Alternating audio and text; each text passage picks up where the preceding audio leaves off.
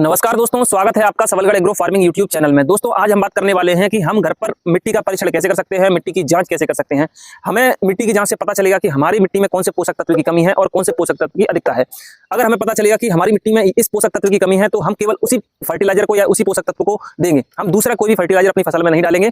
मैं आज आपको बिल्कुल आसान तरीके से, बिल्कुल सिंपल वे में आपको मैं बताऊंगा कि आप घर पर मिट्टी की जांच कैसे कर सकते हो। दोस्तों अभी तक आपने वीडियो को लाइक और चैनल को सब्सक्राइब नहीं किया है तो आप वीडियो को लाइक और चैनल को सब्सक्राइब कर दो। आपको नई नई जानकारियों की वीडियो इसी चैनल पर मिलती रहेगी। हर साल हमारे किसान भाई पूरे मन से फसल को तैयार करते हैं, लेकिन दोस्तों उनको मनचाहा रिजल्ट नहीं मिल पाता, मनचाहा उत्पादन नहीं मिल पाता, मनचाही क्वालिटी नहीं मिल पाती। इसका दोस्तों सबसे बड़ा कारण यह है कि हमारे किसान भाइयों को नॉलेज नहीं है, वो परंपरागत तरीके से खेती करते आ रहे हैं। दोस्तों मैं आज आपको मिट्टी की जांच करने की बिल्कुल आसान तकनीक बताऊंगा। अगर आप इस तरीके से मिट्टी की जांच करोगे तो आपको पता चल पाएगा कि आपकी मिट्टी में कौन से पोषक तत्व की कमी है और कौन से पोषक तत्व की अधिकता है। दोस्तों मैं चैलेंज के साथ कह सकता हूं, अगर आप इस वीडियो को पूरा देखने के बाद आपको बहुत कुछ सीखने के लिए मिलेगा। आप अपनी मिट्टी का परीक्षण, अपनी मिट्टी की जांच अपने घर पर ही कर सकते हो, बड़े ही आसानी से कर सकते हो। किसान साथियों, आपने कभी ये सोचा है कि आप जो भी फर्टिलाइजर अपनी फसल को दे रहे हो, जो भी फर्टिलाइजर अपने पौधे को दे रहे हो, उस फर्टिलाइजर की वास्तव में उस फसल को जरूरत है या नहीं।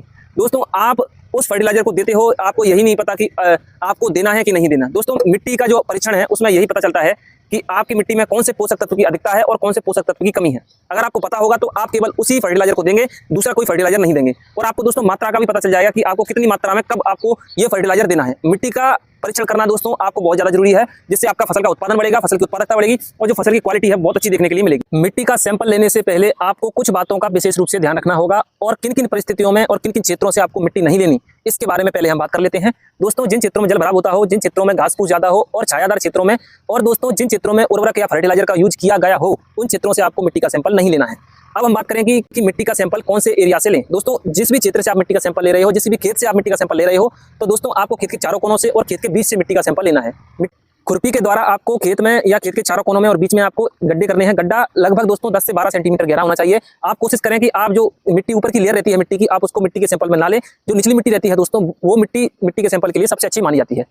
बात करें अगर हम सैंपल की मात्रा की, तो प्रति गड्ढे के हिसाब से आपको 500 ग्राम प्रति गड्ढा मिट्टी का सैंपल लेना है। अगर आप खड़ी फसल में मिट्टी का सैंपल ले रहे हो तो आपको एक चीज का विशेष रूप से ध्यान रखना है कि जो पंक्ति रहती है या कतार रहती है, कतार के बीच में से आपको मिट्टी का सैंपल लेना है। आप एक चीज का विशेष रूप से ध्यान रखें कि अगर आपने फर्टिलाइजर का उपयोग किया है तो उस समय पर आपको मिट्टी का सैंपल नहीं लेना है। मिट्टी का सैंपल लेने के बाद आप इस मिट्टी के सैंपल को मृदा परीक्षण केंद्र में जांच के लिए भेज सकते हो। आप अगर चाहें तो मिट्टी के सैंपल की जांच आप अपने घर पर ही कर सकते हो। मैं आपको तरीका बता देता हूं। आपको 6 गिलास लेने हैं। 6 गिलास लेने के बाद आपको आधा गिलास मिट्टी से भर देना है। फिर आपको मिट्टी के बराबर ही आपको इस मिट्टी के सैंपल में पानी मिला देना है।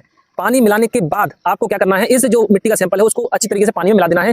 आप जब भी घर पर मिट्टी की जांच करें तो आप कोशिश करें कि आप मीठे पानी का यूज करें। अगर आप अधिक खारे पानी का यूज मिट्टी के सैंपल को जांच करने के लिए करोगे तो आपकी मिट्टी की जो जांच है ठीक प्रकार से नहीं आएगी। तो आपको मीठे पानी का उपयोग करना है। फिर इसके बाद आपको लिटमस पेपर लेना है। ये बाजार में बड़ी ही आसानी से आपको मिल जाएगा। अगर आपको बाजार में ना मिले तो आप इसे ऑनलाइन परचेस कर सकते हो। फिर इसके बाद आपको लिटमस पेपर लेने के बाद आपको क्या करना है, जो मिट्टी का सैंपल है उसमें आपको ये मिट्टी के सैंपल के लिए इसमें स्ट्रिप्स आती हैं। इन स्ट्रिप्स को आपको इन गिलासों में डुबो देना है। मैं आपको एक बात और बता दूं कि ये लिटमस पेपर होता क्या है। लिटमस पेपर 2 प्रकार के होते हैं, एक होता है लाल लिटमस पेपर, एक होता है नीला लिटमस पेपर। लाल लिटमस पेपर अगर आपके गिलास का विलयन अम्लीय होगा तो लाल हो जाएगा, अगर आपके गिलास का विलयन क्षारीय होगा तो नीला हो जाएगा। और नीला लिटमस पेपर अगर आपके गिलास का विलयन अगर अम्लीय होगा तो नीला हो जाएगा, अगर आपके गिलास का विलयन अगर क्षारीय होगा तो लाल हो जाएगा। ये इस तरीके से काम करता है। दोस्तों जो पीएच स्केल रहती है लगभग 1 से लेकर 14 तक रहती है। 7 से नीचे वाले सारे अम्लीय होते हैं और 7 से ऊपर अगर आप जाओगे तो आपकी जो मिट्टी है वो क्षारीय की तरफ बढ़ेगी। आपकी जो स्ट्रिप्स है जिस भी कलर की हो, आपको पता चल जाएगा कि आपका जो मिट्टी का पीएच कितना है, आपकी मिट्टी कैसी है, अम्लीय है या क्षारीय है। आपको बड़ी आसानी से पता कर सकते हो।